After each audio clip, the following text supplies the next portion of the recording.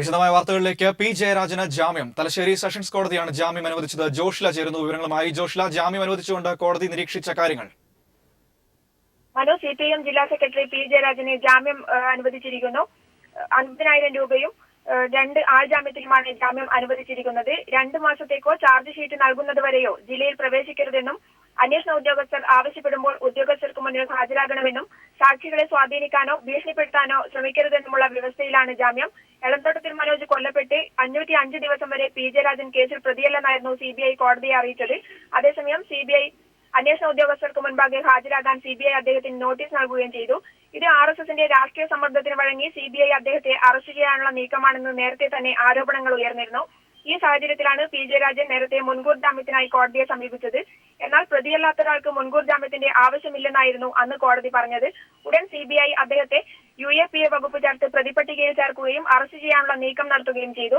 ഇതിനിടെ RSSന്റെ കണ്ണൂരിൽ നടന്ന ചിന്തൻ ബൈഠക്കിൽ പങ്കെടുക്കാനെത്തിയ മോഹൻ ഭാഗവത് അടക്കമുള്ള RSS നേതൃത്വം രാജ്നാഥ് സിംഗുമായി ചേർന്ന് നടത്തിയ രാഷ്ട്രീയ ഗൂഢാലോചനയുടെ ഭാഗമായി നടന്നതാണ് പി ജയരാജനെ കേസിൽ പ്രതി ചേർത്തതെന്ന് തെളിയിക്കുന്ന RSS നേതൃത്വത്തിന്റെ കത്തും പുറത്തു വന്നിരുന്നു. ഇതിനിടെ കോടതിയിൽ പി ജയരാജൻ കീഴടങ്ങുകയും കോടതി അദ്ദേഹത്തെ 1 മാസത്തേക്ക് റിമാൻഡ് ചെയ്യുകയും ചെയ്തു. ഇതേ സംബന്ധമായി ഗുരുതര പ്രശ്നങ്ങളുള്ള അദ്ദേഹത്തെ ഡോക്ടർമാരുടെ നിർദ്ദേശപ്രകാരം Pariyaram medical college, Kozhikode medical college ആശുപത്രി, ശ്രീചിത്ര മെഡിക്കൽ കോളേജ് ആശുപത്രി എന്നിവിടങ്ങളിൽ ചികിത്സയ്ക്ക് വിധേയനാക്കുകയും ചെയ്തു. ചികിത്സയിൽ കഴിയുന്ന പി ജയരാജനെ 3 ദിവസം CBI ഉദ്യോഗസ്ഥർ ചോദ്യം ചെയ്തു. അദ്ദേഹത്തിനെതിരായ തെളിവുകൾ എവിടെയെന്ന കോടതിയുടെ ചോദ്യത്തിന് തെളിവുകളൊന്നും ഹാജരാക്കാൻ CBI അഭിഭാഷകന് സാധിച്ചിട്ടില്ല. 1 മാസത്തെ റിമാൻഡിന് ശേഷം ഏപ്രിൽ 8 വരെ റിമാൻഡ് കാലാവധി നീട്ടിയ സാഹചര്യത്തിലാണ് പി ജയരാജൻ ജാമ്യത്തിനായി വീണ്ടും കോടതിയെ സമീപിച്ചത്. തികച്ചും RSS നടത്തിയ രാഷ്ട്രീയ സമ്മർദ്ദത്തിന്റെ ഭാഗമാണ് UAPA വകുപ്പും പ്രതിപട്ടികയുമെന്ന അദ്ദേഹത്തിന്റെ അഭിഭാഷകന്റെ വാദം കോടതി അംഗീകരിച്ചതിന്റെ തെളിവാകുകയാണ് ഇന്ന് അദ്ദേഹത്തിന് കോടതി നൽകിയ ജാമ്യം. തീർച്ചയായും ജോഷ്ലയാണ് വിവരങ്ങൾ നൽകിയത്. തെരഞ്ഞെടുപ്പ് കാലത്ത് പി ജയരാജനെ ജയിലിലടയ്ക്കാമെന്ന ഉമ്മൻചാണ്ടി സർക്കാരിന്റെ മോഹം പൊലിഞ്ഞുവെന്ന് CPIM സംസ്ഥാന സെക്രട്ടറി കോടിയേരി ബാലകൃഷ്ണൻ. ഉമ്മൻചാണ്ടി കുമ്മനം കൂട്ടുകെട്ടിനുണ്ടായ തിരിച്ചടിയാണിത്. കോടതിയിൽ പരിഹാസ്യമായ വാദമുഖങ്ങൾ അവതരിപ്പിച്ച് CBI നാണം കെട്ടു. മലർന്നു കിടന്ന് തുപ്പുന്നത് പോലെയായിരുന്നു CBIയുടെ വാദങ്ങൾ. RSSനെ തൃപ്തിപ്പെടുത്താൻ CBI കെട്ടിച്ചമച്ച കേസാണിതെന്നും കോടിയേരി പറഞ്ഞു. CBI പരിഹാസ്യമായ വാദമുഖങ്ങൾ അവതരിപ്പിച്ച് നാണം കെടുകയാണ് ചെയ്തിട്ടുള്ളത്. ഇത് RSSനെ തൃപ്തിപ്പെടുത്താൻ വേണ്ടി CBI കെട്ടിച്ചമച്ചൊരു കേസാണ്. ഇലക്ഷൻ ഘട്ടത്തിൽ ജയരാജൻ ഇവിടെ പ്രവർത്തന രംഗത്തുണ്ടാകാൻ പാടില്ല. അതാണ് ഉമ്മൻചാണ്ടിയും കുമ്മനം രാജശേഖരനും ഉദ്ദേശിച്ചത്. VM സുധീരൻ ഉൾപ്പെടെ ഈ തെരഞ്ഞെടുപ്പിൽ കണ്ടുവച്ച ഏറ്റവും വലിയൊരു ബോംബാണ് ഇന്ന് നനഞ്ഞ പണക്കമായിട്ട് മാറിയിരിക്കുന്നത്. അക്രമ രാഷ്ട്രീയം, കൊലപാതക രാഷ്ട്രീയം എന്ന് പ്രചരിപ്പിച്ച് ഈ ഇലക്ഷൻ പ്രചരണ രംഗത്ത് ഒരു പ്രധാനമായ പ്രചരണ ആയുധമാക്കാനായിരുന്നു VM സുധീരൻ പി ജയരാജനെ പ്രതിയേർത്ത നടപടിയെ സ്വാഗതം ചെയ്ത് രംഗത്ത് വന്നത്. ആ VM സുധീരൻ്റെ ആ കുരുട്ട് ബുദ്ധിക്ക് ഏറ്റൊരു തിരിച്ചടി കൂടിയാണ് ഇന്നത്തെ ഈ കോടതിയുടെ വിധി. കാസർഗോഡ് ജില്ലയിൽ നിയമവിരുദ്ധമായി വിറ്റ സർക്കാർ ഭൂമിക്ക് നിയമസാധുത നൽകി റവന്യൂ വകുപ്പിന്റെ ഉത്തരവ്. ഭൂപരിഷ്കരണ നിയമം ലംഘിച്ച് കാസർഗോഡ് ദളാൽ പ്രകാശ് എസ്റ്റേറ്റ് മറിച്ചുവിറ്റ 264.41 ഏക്കർ ഭൂമിയുടെ കരം സ്വീകരിക്കാനാണ് റവന്യൂ വകുപ്പ് ഉത്തരവിട്ടത്. സർക്കാർ ഭൂമി കോടികൾക്ക് വിറ്റ കമ്പനിക്കെതിരെ കേസുമില്ല. കാസർഗോഡ് ജില്ലയിൽ ഹോസ്ദൂർ താലൂക്കിൽ Prakash plantation private limited Kerala ഭൂപരിഷ്കരണ നിയമം ലംഘിച്ച് മുറിച്ചുവിറ്റ 264.41 ഏക്കർ ഭൂമിക്ക് നിയമസാധുത നൽകിയുള്ള ഉത്തരവാണ് റവന്യൂ വകുപ്പ് പുറത്തിറക്കിയത്. ഉത്തരവിന്റെ പകർപ്പ് പീപ്പിളിന് ലഭിച്ചു. ഭൂപരിഷ്കരണ നിയമപ്രകാരം 275 ഏക്കർ ഭൂമിക്കാണ് തോട്ടത്തിന് നൽകുന്ന ഇളവ് വ്യവസ്ഥകൾക്കനുസൃതമായി നൽകിയിരുന്നത്. എന്നാൽ ഇളവ് വ്യവസ്ഥ ലംഘിച്ച് കമ്പനി പലപ്പോഴായി ഭൂമി മുറിച്ചുവിറ്റു.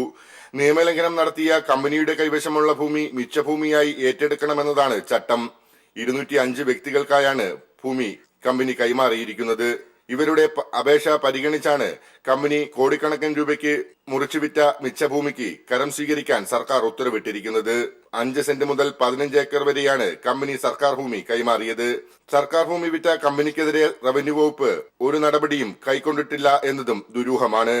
മന്ത്രിസഭാ യോഗത്തിന്റെ തീരുമാനപ്രകാരം പുറത്തിറങ്ങിയ ഉത്തരവിന്റെ പിന്നിൽ കോടികളുടെ ഇടപാടുകൾ നടന്നതായാണ് സൂചന. Leslie John, Idukki. കാസർഗോഡ് ബളാൽ എസ്റ്റേറ്റിന്റെ ഉടമ മുഖ്യമന്ത്രി ഉമ്മൻചാണ്ടിയുടെ ഇഷ്ടക്കാരനായിരുന്ന പുതുപ്പള്ളിക്കാരൻ. മുഖ്യമന്ത്രി ഉമ്മൻചാണ്ടിയുടെ തെരഞ്ഞെടുപ്പ് കൺവീനറായിരുന്ന CG ജോർജിന്റേതാണ് പ്രകാശ് എസ്റ്റേറ്റ്. പരേതനായ ജോർജിന്റെ മകനാണ് നിലവിലെ MD. നിയമവിരുദ്ധമായി ഭൂമി വിറ്റതിന് വിജിലൻസ് FIR രജിസ്റ്റർ ചെയ്ത കാര്യം മറച്ചുവച്ചാണ് മുഖ്യമന്ത്രിയുടെ ഇഷ്ടക്കാരന് വേണ്ടി റവന്യൂ വകുപ്പ് ഉത്തരവിറക്കിയത്. കേരള ഭൂപരിഷ്കരണ നിയമം ലംഘിച്ച് കാസർഗോഡ് ബലാളിൽ 264.41 ഏക്കർ സർക്കാർ ഭൂമി കോടികൾക്ക് മറച്ചു വിറ്റത് മുഖ്യമന്ത്രി ഉമ്മൻചാണ്ടിയുടെ പുതുപ്പള്ളിയിലെ വിശ്വസനായ CG ജോർജ് ആണ്. മുഖ്യമന്ത്രി മുൻകൈയെടുത്ത് തുടക്കം കുറിച്ച Puthuppally village service cooperative bank, Meenadom Priyadarshini spinning mill തുടങ്ങിയവയുടെ സാരഥ്യം CG ജോർജിനായിരുന്നു. കൂടാതെ പുതുപ്പള്ളി പഞ്ചായത്ത് പ്രസിഡന്റ്, മുഖ്യമന്ത്രിയുടെ തിരഞ്ഞെടുപ്പ് കമ്മിറ്റി ചെയർമാൻ തുടങ്ങി നിലകളിലും CG ജോർജ് പ്രവർത്തിച്ചു വന്നു. ഇതാണ് സർക്കാർ ഭൂമി മറച്ചുവിറ്റതിന് നിയമസാധുത നൽകാൻ കാരണമായിരിക്കുന്നത്. 275 ഏക്കറുള്ള തോട്ടത്തിലെ നിയമവിരുദ്ധ ഇടപാടുകൾക്കെതിരെ നിലവിലെ ഉടമയും CG ജോർജിന്റെ മകൻ അനിൽകുമാർ ഉൾപ്പെടെയുള്ളവർക്കെതിരെ വിജിലൻസ് കേസ് നിലനിൽക്കുന്നുണ്ട്. ഇത് മറച്ചുവെച്ചാണ് മിച്ചഭൂമിയായി സർക്കാർ ഏറ്റെടുക്കേണ്ടിയിരുന്ന ഭൂമി 205 വ്യക്തികൾക്കായി കൈമാറിയത്. പണം നൽകി ഭൂമി വാങ്ങിയവരുടെ ദുരിതം അപേക്ഷയായി എഴുതി വാങ്ങിയാണ് നിയമവിരുദ്ധമായി വിറ്റ ഭൂമിക്ക് കരമീടാക്കാൻ തീരുമാനിച്ചിരിക്കുന്നത്. ഇത്തരത്തിൽ കരം സ്വീകരിച്ചാൽ ഭാവിയിൽ ഭൂമിയുടെ ഉടമസ്ഥാവകാശം നിലവിൽ പണം നൽകിയവർക്ക് ലഭിക്കില്ല. മാത്രമല്ല, സമാനമായി കോടതിയുടെ പരിഗണനയിലുള്ള കേസുകൾക്ക് സർക്കാരിന്റെ പുതിയ ഉത്തരവ് തിരിച്ചടിയാകുമെന്നാണ് നിയമവിദഗ്ധർ ചൂണ്ടിക്കാട്ടുന്നത്. Leslie John, Idukki. തെരഞ്ഞെടുപ്പ് പ്രഖ്യാപനത്തിന് തൊട്ടുമുൻപുള്ള മന്ത്രിസഭാ യോഗങ്ങളിൽ സർക്കാരിന്റെ കടുംവെട്ട്. 4 മന്ത്രിസഭാ യോഗങ്ങളിൽ നിന്നായി ഭൂമാഫിയയ്ക്ക് വേണ്ടിയെടുത്തത് 182 തീരുമാനങ്ങൾ. ഓരോന്നിനും അനുമതി നൽകിയത് 2 മിനിറ്റ് പോലും ചർച്ച നടത്താതെ. പുറത്തുവരുന്നത് വൻ കൊള്ളയുടെ കഥകളാണ്. വിവരങ്ങളുമായി MR സജേഷ് ചേരുന്നു. സജേഷ്, തെരഞ്ഞെടുപ്പ് പ്രഖ്യാപനത്തിന് തൊട്ടുമുൻപ് ഫെബ്രുവരി ഒടുവിലത്തെ ആഴ്ചയിൽ 4 മന്ത്രിസഭാ യോഗങ്ങളാണ് ചേർന്നത്. 400ഓളം ഫയലുകൾ അജണ്ടയ്ക്ക് പുറത്തുനിന്ന് പരിഗണിച്ചു. 220 തീരുമാനങ്ങൾ എടുത്തു. ഇതിൽ 182 തീരുമാനങ്ങളും ഭൂമാഫിയയ്ക്ക് വേണ്ടി റവന്യൂ വകുപ്പ് നടത്തിയ ഇടപെടലുകളായിരുന്നു. കഴിഞ്ഞ ദിവസം പുറത്തുവന്ന സന്തോഷ് മാധവന് ഭൂമി പതിച്ചു നൽകാനുള്ള വിവാദ തീരുമാനം ഫെബ്രുവരി 26 മന്ത്രിസഭായോഗ തീരുമാനമാണ് എടുത്തത്. മാർച്ച് 2 സർക്കാർ ഉത്തരവ് പുറത്തിറങ്ങി. 1600 കോടി നിക്ഷേപവും 20 കോടി തൊഴിലവസരവുമുള്ള പദ്ധതിയായതിനാലാണ് ഭൂപരിധി നിയമത്തിൽ ഇളവ് നൽകുന്നതെന്നാണ് വിശദീകരണം. എന്നാൽ 127 ഏക്കർ നെൽവയലാണ് നികത്തുന്നതെന്ന കാര്യം മറച്ചുവെക്കപ്പെട്ടു. 2008 നെൽവയൽ തണ്ണീർത്തട സംരക്ഷണ നിയമം അനുസരിച്ച് വയൽ നികത്താൻ മന്ത്രിസഭയ്ക്ക് അനുമതി നൽകാനാകില്ല. വിവാദ സന്യാസി സന്തോഷ് മാധവൻ ബിനാമി ഇടപാടിൽ വാങ്ങിക്കൂട്ടിയ ഭൂമിയാണെന്ന പോലീസ് റിപ്പോർട്ടും മറച്ചുവെച്ചാണ് അടിയന്തര പ്രാധാന്യത്തോടെ ഉത്തരവിറക്കിയത്. സമാനമായ രീതിയിൽ കരുണ എസ്റ്റേറ്റിന്റെ 833 ഏക്കർ ഭൂമിക്ക് കരമൊടുക്കാൻ നൽകിയ അനുമതി, മെത്രാൻ കായൽ നികത്തൽ, കടമക്കുടി നിലനികത്തൽ, വൈക്കത്ത് ചെമ്പിൽ 127 ഏക്കർ നിലനികത്തൽ, ഇടുക്കിയിലെ പീരുമേടിൽ ഹോപ്സ് പ്ലാന്റേഷന് 728 ഏക്കർ ഭൂമിക്ക് അംഗീകാരം നൽകൽ തുടങ്ങിയ തീരുമാനങ്ങളെല്ലാം ഫെബ്രുവരി അവസാന ആഴ്ചയിലെ മന്ത്രിസഭാ യോഗങ്ങളിലായിരുന്നു. 182 തീരുമാനങ്ങളിലൂടെ 2500ഓളം ഏക്കർ ഭൂമി പതിച്ചു നൽകിയതായാണ് പുറത്തുവരുന്ന വിവരം. പദ്ധതികൾ സംബന്ധിച്ച ഫയലുകൾ അതീവ രഹസ്യമായി സൂക്ഷിക്കാനും ഉദ്യോഗസ്ഥർക്ക് സർക്കാരിന്റെ നിർദ്ദേശമുണ്ട്. News bureau, Thiruvananthapuram. വിവാദസ്വാമി സന്തോഷ് മാധവനും കൂട്ടരും ചേർന്ന് വടക്കൻ പറവൂരിലും മാളയിലുമായി വാങ്ങിക്കൂട്ടിയതത്രയും തണ്ണീർത്തട നെൽവയൽ നിയമത്തിന്റെ പരിധിയിൽ വരുന്ന സ്ഥലങ്ങൾ. സർക്കാരിന്റെ പുതിയ ഉത്തരവ് മൂലം പ്രതിസന്ധിയിലാകുന്നത് ചുറ്റുപാടുമുള്ള ഏക്കർ കണക്കിന് കൃഷിയിടങ്ങളാണ്. പുത്തൻവേലിക്കരയിലും പരിസരത്തുമായി ഏതാണ്ട് 500 ഏക്കറോളം പാടശേഖരമാണുള്ളത്. ഇതിൽ താഴഞ്ചിറപ്പാടം എന്ന സ്ഥലത്താണ് വിവാദസ്വാമി കൃഷിയിടങ്ങൾ ചുരുങ്ങിയ വിലയിൽ വാങ്ങിക്കൂട്ടിയത്. പലരിൽ നിന്നുമായി 130 ഏക്കറോളം ഭൂമി സ്വന്തമാക്കി. പിന്നെയും കൃഷി ചെയ്യുന്ന 100-ലധികം ഏക്കർ ഭൂമി ഇവിടെ ബാക്കിയുണ്ട്. 2009 മിച്ചഭൂമിയായി കണ്ട സർക്കാർ ഏറ്റെടുത്തതോടെ ഇവിടം കർഷകർക്ക് വിട്ടു നൽകണം എന്ന ആവശ്യം ഉയരുന്നുണ്ട്. പല കൃഷിയിടങ്ങളിലും കർഷക കൂട്ടായ്മകൾ രൂപപ്പെട്ട് നെൽകൃഷി ഉൾപ്പെടെയുള്ളവ വീണ്ടും സജീവമായി വരുന്നതിനിടെയാണ് സർക്കാർ പുതിയ ഉത്തരവിലൂടെ ഞെട്ടിച്ചിരിക്കുന്നത്. എല്ലാ നിയമങ്ങളും നിർദ്ദേശങ്ങളും സർക്കാർ നേതൃത്വത്തിൽ തന്നെ അട്ടിമറിച്ചതോടെ മറ്റു കൃഷിയിടങ്ങളുടെ നിലനിൽപ്പാണ് ചോദ്യം ചെയ്യപ്പെടുന്നത്. 100 രൂപ മുതൽ 500 രൂപ വിലക്ക് കൈവശം വയ്ക്കുകയും ഇത് അതാത് കർഷകന് തന്നെ നിലനിർത്തണമെന്നാണ് ഞങ്ങൾ ആഗ്രഹിക്കുന്നത്. അല്ല എങ്കിൽ അത് ഗവൺമെൻറ് തിരിച്ച് ഏറ്റെടുത്ത് പാവപ്പെട്ട കർഷക തൊഴിലാളികൾക്ക് വിതരണം ചെയ്യാൻ ആവശ്യമായ നടപടി സ്വീകരിക്കണമെന്നാണ് ഇവിടുത്തെ ഇന്നത്തെ ഈ ജനങ്ങളുടെ ആവശ്യം. സ്ഥലം MLA-യും KPCC വൈസ് പ്രസിഡന്റുമായ VD സതീശൻ ഉത്തരവിനെതിരെ പരസ്യമായി രംഗത്ത് വന്നിട്ടുണ്ട്. IT വ്യവസായം എന്ന പേരിലാണ് പദ്ധതിയെങ്കിലും റിയൽ എസ്റ്റേറ്റ് ബിസിനസ്സുകാർക്കാണ് ഭൂമി കൈമാറിയിരിക്കുന്നതെന്ന് വ്യക്തം. ഉത്തരവിനെതിരെ വരും ദിവസങ്ങളിൽ പ്രതിഷേധങ്ങൾ ശക്തമാകാനാണ് സാധ്യത. News bureau, Kochi. റവന്യൂ മന്ത്രി അടൂർ പ്രകാശിനെതിരെ പത്തനംതിട്ട കോന്നിയിൽ പോസ്റ്ററുകൾ. VM സുധീരൻ പറഞ്ഞ മന്ത്രിസഭയിലെ കൊള്ളക്കാരൻ കോന്നി വിടുക എന്നാവശ്യപ്പെട്ടാണ് പോസ്റ്റർ. മെത്രാൻകായൽ തട്ടിപ്പ്, കരുണ എസ്റ്റേറ്റ് തട്ടിപ്പ്, റിസോർട്ട് ഭൂമാഫിയ തലവൻ ഉദ്യോഗസ്ഥയുമായി രാജ്യം ചുറ്റിയ സ്ത്രീലമ്പടൻ തുടങ്ങിയ വാചകങ്ങളാണ് അടൂർ പ്രകാശിനെതിരെ പോസ്റ്ററിലുള്ളത്. സേവ് കോൺഗ്രസ് എന്ന പേരിലാണ് പോസ്റ്ററുകൾ പതിച്ചിരിക്കുന്നത്. കലാഭവൻ മണിയുടെ ശരീരത്തിൽ കീടനാശിനിയുടെ അംശം ഇല്ലായിരുന്നുവെന്ന് ആവർത്തിച്ച് കൊച്ചി അമൃത ആശുപത്രിയുടെ റിപ്പോർട്ട്. മരണവുമായി ബന്ധപ്പെട്ട പോസ്റ്റ്മോർട്ടത്തിന്റെ പൂർണ്ണ റിപ്പോർട്ട് പോലീസിന് കൈമാറി. കരൾ രോഗവും കിഡ്നിയുടെ തകരാറുമാണ് മരണകാരണമെന്ന് റിപ്പോർട്ടിൽ പറയുന്നു. പോലീസ് ഡോക്ടർമാരുടെയും ലാബ് ജീവനക്കാരുടെയും മൊഴിയെടുത്തു. കലാഭവൻ മണിയുടെ പോസ്റ്റ്മോർട്ടത്തിന്റെ പ്രാഥമിക കണ്ടെത്തലുകൾ ആവർത്തിച്ചാണ് പൂർണ്ണ റിപ്പോർട്ട് അന്വേഷണ സംഘത്തിന് കൈമാറിയത്. കരൾ രോഗം മൂർച്ഛിച്ചതും ആന്തരിക രക്തസ്രാവവും വൃക്കരോഗവും മരണത്തിന് കാരണമായി. കരൾ ഗുരുതരാവസ്ഥയിലായിട്ടും വലിയ അളവിൽ ബിയർ ഉപയോഗിച്ചത് ആരോഗ്യസ്ഥിതി മോശമാക്കി. മരണസമയത്ത് കരളിൽ വെള്ളം കിട്ടുന്ന അവസ്ഥയിലായിരുന്നു. വൃക്കയിൽ രക്തസ്രാവവും അണുബാധയും മൂലം പഴുപ്പ് ബാധിച്ചിരുന്നു. ഇതും മരണത്തിലേക്ക് നയിച്ചുവെന്നാണ് ഡോക്ടർമാരുടെ കണ്ടെത്തൽ. ഗുരുതരാവസ്ഥയിലായ കലാഭവൻ മണിയെ ചികിത്സിച്ച കൊച്ചിയിലെ അമൃത ആശുപത്രി അധികൃതരിൽ നിന്നും അന്വേഷണ സംഘം മൊഴിയെടുത്തു. മണിയെ ചികിത്സിച്ച ഡോക്ടർമാരും ലാബ് ടെക്നീഷ്യന്മാരും കീടനാശിനിയുടെ സാന്നിധ്യം ഉണ്ടായിരുന്നില്ലെന്ന് മൊഴി നൽകി. അബോധാവസ്ഥയിലായ ദിവസവും മണി പതിവ് മരുന്നുകൾ കഴിച്ചിരുന്നു. എന്നാൽ മണിയുടെ ശരീരത്തിൽ മെഥനോൾ കണ്ടെത്തിയതായി മൊഴിയുണ്ട്. കാക്കനാട്ടെ സർക്കാർ ലബോറട്ടറിയിൽ നടത്തിയ ആന്തരിക അവയവങ്ങളുടെ രാസപരിശോധനയിലാണ് കീടനാശിനി സാന്നിധ്യം കണ്ടെത്തിയത്. എന്നാൽ എത്ര അളവിൽ കീടനാശിനി ശരീരത്തിലെത്തിയെന്ന് ഫോറൻസിക് പരിശോധനയിൽ കണ്ടെത്താനായില്ല. ഇക്കാര്യത്തിൽ വ്യക്തത വരുത്താനാണ് ആന്തരിക അവയവങ്ങളും രക്തവും മൂത്രവും ഹൈദരാബാദിലേക്ക് പരിശോധനയ്ക്ക് അയച്ചത്. മരണകാരണം സ്ഥിരീകരിക്കാൻ കേന്ദ്ര ഫോറൻസിക് ലബോറട്ടറിയിലെ രാസപരിശോധനാ ഫലത്തിനായുള്ള കാത്തിരിപ്പിലാണ് അന്വേഷണ സംഘം. കൊലപാതകം, ആത്മഹത്യ എന്നിവയ്ക്കൊപ്പം സ്വാഭാവിക മരണത്തിന്റെ സാധ്യതകളും പോലീസ് പരിശോധിക്കുന്നുണ്ട്. News bureau, Thrissur. VM സുധീറിന് ശക്തമായ മറുപടിയുമായി K മുരളീധരൻ MLA. സർക്കാരിന് തെറ്റുപറ്റിയിട്ടുണ്ടെങ്കിൽ മുഖ്യമന്ത്രിയെ നേരിട്ട് അറിയിക്കണം, അല്ലാതെ പരസ്യ വിമർശനം നടത്തുകയല്ല വേണ്ടതെന്ന് മുരളീധരൻ പറഞ്ഞു. 4 തവണ MLA ആയവർ മാറി നിൽക്കണമെന്ന സുധീറിന്റെ പ്രസ്താവനയെയും മുരളീധരൻ വിമർശിച്ചു. തുടർച്ചയായി മത്സരിച്ച് ജയിക്കുന്ന MLA-മാർ ഓടിളക്കി വന്നവരല്ല. ഇവർ മാറി നിൽക്കണോ അതോ വീണ്ടും മത്സരിക്കണോ എന്നത് ഹൈക്കമാൻഡ് തീരുമാനിക്കുമെന്നും മുരളീധരൻ പറഞ്ഞു. ഗവൺമെന്റിനെ പറ്റി നല്ല പ്രസംഗിച്ചാൽ ചിലപ്പോ നാളെ ഒരു വരി പോലും പത്രത്തിൽ വന്നില്ല എന്ന് വരും. എന്തെങ്കിലും എതിരായിട്ട് പറഞ്ഞാലോ കത്തയച്ചാലോ നല്ല പബ്ലിസിറ്റി കിട്ടും. പക്ഷേ അത് മലർന്നു കടന്ന് തുപ്പുന്നതിന് സമാനം. കാരണം നമ്മുടെ വിജയ സാധ്യതയെ നമ്മൾ തന്നെ പാലവയ്ക്കുന്ന സമ്പ്രദായം വന്നാൽ നാളെ അതിന്റെ വില നമ്മൾ എല്ലാവരും അനുഭവിക്കേണ്ടി വരും. ചെറുപ്പക്കാർ ജയിച്ചു വന്നാൽ മാത്രം പോരാ, സഭാ നടപടികളിലും സജീവമായി പങ്കെടുക്കണമെന്നൊരു അഭ്യർത്ഥനയാണ്. നിങ്ങളുടെ കൂട്ടത്തിൽ ആരൊക്കെയാണ് ഈ ജനപ്രതിനിധികളായിട്ട് വരികയെന്ന് അറിയില്ല, അതുകൊണ്ട് ഞാൻ പറഞ്ഞത്. അതുപോലെ തന്നെ ഈ തുടർച്ചയായിട്ട് ഇലക്ഷനിൽ ജയിക്കുന്നത് ഒരു കുറ്റമായിട്ട് എടുക്കരുത്. കാരണം ജനങ്ങൾ വോട്ട് ചെയ്തിട്ടാണല്ലോ ജയിച്ചത്.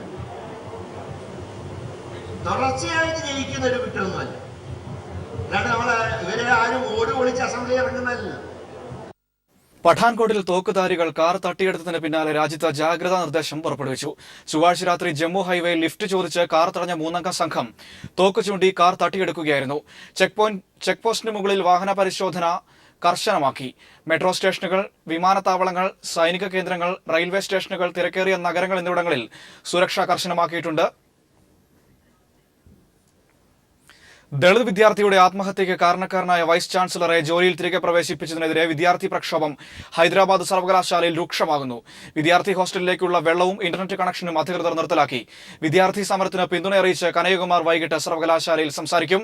അതേസമയം കനയ്യെ യൂണിവേഴ്സിറ്റിയിൽ പ്രവേശിക്കുന്നതിന് പോലീസ് വിലക്കേർപ്പെടുത്തി. മാധ്യമപ്രവർത്തകരെയും യൂണിവേഴ്സിറ്റിയിലേക്ക് കടക്കാൻ അനുവദിക്കില്ലെന്ന് സർവകലാശാല VC-യും അറിയിച്ചിട്ടുണ്ട്. രണ്ടാം ഘട്ട സീറ്റ് വിഭജന ചർച്ചകൾക്കായി BJP കോർ കമ്മിറ്റിയും തെരഞ്ഞെടുപ്പ് കമ്മിറ്റിയും യോഗം ചേരുന്നു. തിരുവനന്തപുരം അടക്കമുള്ള മണ്ഡലങ്ങളിലെ സ്ഥാനാർത്ഥികളെയും തീരുമാനിക്കും. തിരുവനന്തപുരത്ത് സുരേഷ് ഗോപിയെ മത്സരിപ്പിക്കാനുള്ള ശ്രമം തുടരുകയാണ്. അതേസമയം ഘടകകക്ഷികൾ കൂടുതൽ സീറ്റ് ആവശ്യപ്പെട്ടതോടെ NDA-യിലെ സീറ്റ് വിഭജന ചർച്ചകൾ വഴിമുട്ടി. പാർട്ടി അംഗങ്ങളടക്കമുള്ള 22 പ്രധാന നേതാക്കൾ മത്സരിക്കുന്ന മണ്ഡലങ്ങൾ ബി.ജെ.പി. നേരത്തെ പ്രഖ്യാപിച്ചിരുന്നു. മറ്റു സീറ്റുകളുടെ കാര്യത്തിൽ തീരുമാനമെടുക്കാനാണ് ഇന്ന് കോർ കമ്മിറ്റിയും തെരഞ്ഞെടുപ്പ് കമ്മിറ്റിയും യോഗം ചേരുന്നത്. ബി.ജെ.പി. പ്രതീക്ഷ പുലർത്തുന്ന മണ്ഡലങ്ങളിലൊന്നായ തിരുവനന്തപുരത്തെ സ്ഥാനാർത്ഥി നിർണയമാവും യോഗങ്ങളിലെ പ്രധാന ചർച്ച. നിലവിൽ മത്സരിക്കാൻ സന്നദ്ധനാവാത്ത സുരേഷ് ഗോപിയെ തിരുവനന്തപുരത്ത് മത്സരിപ്പിക്കാനായി തീവ്ര ശ്രമം നടക്കുന്നുണ്ട്. പ്രധാനമന്ത്രി അടക്കമുള്ളവർ സുരേഷ് ഗോപിയോട് മത്സരിക്കാൻ ആവശ്യപ്പെട്ടാൽ അദ്ദേഹം സമ്മതിക്കുമെന്ന പ്രതീക്ഷയിലാണ് നേതൃത്വം. ഇല്ലെങ്കിൽ ജില്ലയിൽ നിന്നുള്ള നേതാക്കൾ ആരെങ്കിലുമാവും തിരുവനന്തപുരത്ത് മത്സരിക്കുക. നെടുമങ്ങാട് സംവിധായകൻ രാജസേനെയും പാറശാലയിൽ കരമന ജയനെയും നെയ്യാറ്റിൻകരയിൽ പുഞ്ചക്കരി സുരേന്ദ്രനെയും ആറ്റിങ്ങലിൽ പി വാവയെയുമാണ് പരിഗണിക്കുന്നത്. വി രാജേഷ് ഹരിപ്പാടും കൊല്ലം തുളസി കുണ്ടറയിലും ഭീമൻ രഘു പത്തനാപുരത്തും ശ്രീശാന്ത് തൃപ്പുണിത്തുറയിലോ എറണാകുളത്തോ മത്സരിച്ചേക്കും. രാഹുൽ ഈശ്വറിനെയും ബി.ജെ.പി. സ്ഥാനാർത്ഥിയായി പരിഗണിക്കുന്നുണ്ട്. ഇന്ന് തയ്യാറാക്കുന്ന രണ്ടാംഘട്ട സ്ഥാനാർത്ഥി പട്ടികയിൽ വെള്ളിയാഴ്ച ഡൽഹിയിൽ ചേരുന്ന കേന്ദ്ര തെരഞ്ഞെടുപ്പ് കമ്മിറ്റിയാണ് അന്തിമ തീരുമാനമെടുക്കുക. അതേസമയം ബി.ഡി.ജെ.എസ്. ഒഴികെയുള്ള സഖ്യകക്ഷികളുമായുള്ള സീറ്റ് വിഭജന ചർച്ചകൾ ഇതുവരെയും പൂർത്തിയായിട്ടില്ല. കഴിഞ്ഞ ദിവസം നടന്ന ഉഭയകക്ഷി ചർച്ചകളിൽ കക്ഷികൾ കൂടുതൽ സീറ്റ് ആവശ്യപ്പെട്ടതോടെയാണ് എൻ.ഡി.എയിലെ സീറ്റ് വിഭജനം അനിശ്ചിതത്വത്തിലായത്. News bureau, Thiruvananthapuram. ബെൽജിയം ഭീകരാക്രമണത്തിന് പിന്നിൽ പ്രവർത്തിച്ചവരെന്ന് കരുതുന്നവരുടെ ദൃശ്യങ്ങൾ പുറത്തുവന്നു. ബെൽജിയം പോലീസാണ് ചിത്രങ്ങൾ പുറത്തുവിട്ടത്. എയർപോർട്ടിലെ CCTV-യിൽ പറഞ്ഞ 3 പേരുടെ ദൃശ്യങ്ങളാണ് പുറത്തു വന്നിരിക്കുന്നത്. ഇതിൽ 2 പേർ കറുത്ത വസ്ത്രവും ഒരാൾ ലൈറ്റ് കളർ വസ്ത്രവുമാണ് ധരിച്ചിരിക്കുന്നത്. കറുത്ത വസ്ത്രം ധരിച്ചവരാണ് ചാവേറായി പൊട്ടിത്തെറിച്ചതെന്നാണ് പോലീസിന്റെ വിശദീകരണം. മൂന്നാമത്തെയാൾ ബോംബ് സ്ഥാപിച്ച ശേഷം രക്ഷപ്പെട്ടെന്നും ഇയാൾക്കായുള്ള അന്വേഷണം പുരോഗമിക്കുകയാണെന്നും ബെൽജിയം പോലീസ് അറിയിച്ചു. അതേസമയം തങ്ങൾക്കെതിരെ പ്രവർത്തിക്കുന്ന രാജ്യങ്ങൾക്ക് മുന്നറിയിപ്പുമായി ഇസ്ലാമിക് സ്റ്റേറ്റ് രംഗത്ത് വന്നു. ഈ രാജ്യങ്ങൾക്ക് ഇനി ഇരുണ്ട ദിനങ്ങളായിരിക്കും വരാൻ പോകുന്നതെന്നാണ് IS വാർത്താക്കുറിപ്പിൽ പറയുന്നത്. കൊല്ലം ഇരവിപുരത്ത് തോട് നവീകരണത്തിന്റെ പേരിൽ കുടിയൊഴിപ്പിക്കപ്പെട്ട ഒരു കുടുംബം പെരുവഴിയിലായി. 2 കുട്ടികളും വൃക്കരോഗിയുമായ വീട്ടമ്മ ഉൾപ്പെടെ 5 പേർ ടാർപ്പാളിന് കീഴിൽ കഴിയുകയാണ്. ഇരവിപുരം മണ്ഡലത്തിൽ കച്ചിക്കടവിന് സമീപമാണ് സർക്കാരിന്റെ ആധാർ രേഖയും റേഷൻ കാർഡും ഒക്കെ ഉണ്ടായിട്ടും തെരുവുനായ്ക്കളെ പോലെ ഒരു കുടുംബം വലിച്ചെറിയപ്പെട്ടത്. കഴിഞ്ഞ 13 വർഷമായി കൊല്ലം തോടിന്റെ കരയിൽ കഴിഞ്ഞുവന്ന നിരവധി കുടുംബങ്ങൾക്ക് ഫ്ളാറ്റ് ലഭിച്ചെങ്കിലും ശാന്തയുടെ കുടുംബത്തെ മാത്രം സർക്കാർ അനാഥരാക്കുകയായിരുന്നു. റേഷൻ കാർഡും തോടിന്റെ കരയിൽ ജീവിച്ചു വരികയായിരുന്നുവെന്ന തെളിവുകളും ആധാർ കാർഡ് വരെ ഹാജരാക്കിയെങ്കിലും നീതി നിഷേധിക്കപ്പെട്ടു. ഞങ്ങളെ വീടെല്ലാരെയും പൊളിച്ചുകൊണ്ടുപോയി സർക്കാർ. ഇപ്പൊ ഞങ്ങൾക്ക് കറണ്ടും ഇല്ല. ഇവിടെ ഞങ്ങള് മാത്രം ഇങ്ങനെ ഷെഡ് കെട്ടി താമസിക്കുക. നമുക്കെല്ലാരെയും വീട് പൊളിച്ച് വന്നു. എന്നിട്ട് വീട് തരാന്ന് പറഞ്ഞാണ് പൊളിച്ചത്. എല്ലാവർക്കും ഫ്ലാറ്റ് കൊടുത്തിട്ട് നമുക്ക് ഫ്ലാറ്റ് കിട്ടിയില്ല ഇതുവരെ. ഇപ്പോഴും കുഞ്ഞുങ്ങളെ കൊണ്ട് പെരുവഴി കിടക്കുന്നു. ശാന്ത വൃക്കരോഗിയാണെന്ന പരിഗണന പോലും സർക്കാർ നൽകിയില്ല. ശാന്തയുടെ ഭർത്താവിന് അപകടത്തിൽ പരിക്കേറ്റ കൈക്ക് സ്വാധീനമില്ല. ന്യൂസ് ബ്യൂറോ, കൊല്ലം. അടുത്ത കാലത്തായി കേരളത്തിൽ വളർന്നുവരുന്ന ബിസിനസ്സാണ് പൂച്ച വിൽപ്പന. പേർഷ്യൻ, സയാമീസ് തുടങ്ങി 50ഓളം വിദേശ പൂച്ചകളാണ് കേരളത്തിലെ പൂച്ച വിപണിയിലെ പ്രധാനപ്പെട്ട ഇനങ്ങൾ. കോഴിക്കോട്, കൊച്ചി, തിരുവനന്തപുരം എന്നീ നഗരങ്ങളെ കേന്ദ്രീകരിച്ച് നടക്കുന്ന പൂച്ച വിപണിയിൽ ലക്ഷങ്ങളാണ് ഓരോ മാസവും മറിയുന്നത്. നന്നായി ഇണങ്ങുമെന്നതാണ് വിദേശ പൂച്ചകളുടെ പ്രത്യേകത. കൂടാതെ ഇവയുടെ വൃത്തിയും ദേഹം മുഴുവൻ പഞ്ഞിക്കെട്ട് പോലെയുള്ള രോമവും വിപണിയിൽ പ്രിയമേറുന്നതിന് കാരണമാകുന്നു. ഒരു പൂച്ചക്കുട്ടിക്ക് 6000 രൂപ മുതൽ മുകളിലോട്ടാണ് വില. പൂച്ചകൾക്കാകട്ടെ 10,000 രൂപ മുതൽ 15,000 രൂപ വരെ വില വരും. 50ഓളം ഇനങ്ങൾ കേരളത്തിൽ കച്ചവടത്തിനെത്തുന്നുണ്ടെങ്കിലും പേർഷ്യൻ, സയാമീസ് തുടങ്ങിയ ഇനങ്ങൾക്കാണ് വിപണിയിൽ കൂടുതൽ പ്രിയം. ബീജസങ്കലനം നടത്തിയുണ്ടാകുന്ന പൂച്ചക്കുട്ടികളെ കടയിൽ കൊടുത്ത് പലരും പണം വാങ്ങാറുണ്ട്. ഇവയെയാണ് മിക്കവാറും കയറ്റുമതി ചെയ്യുക. സിംഗപ്പൂർ, മലേഷ്യ, ഗൾഫ് രാജ്യങ്ങൾ എന്നിവിടങ്ങളിൽ നിന്നാണ് പൂച്ചക്കുട്ടികൾ കൂടുതലും വരുന്നത്. ഇന്ത്യയിലെ മെട്രോ നഗരങ്ങളിൽ നിന്നും പൂച്ചക്കുട്ടികൾ ഇവിടെ എത്തുന്നുണ്ട്.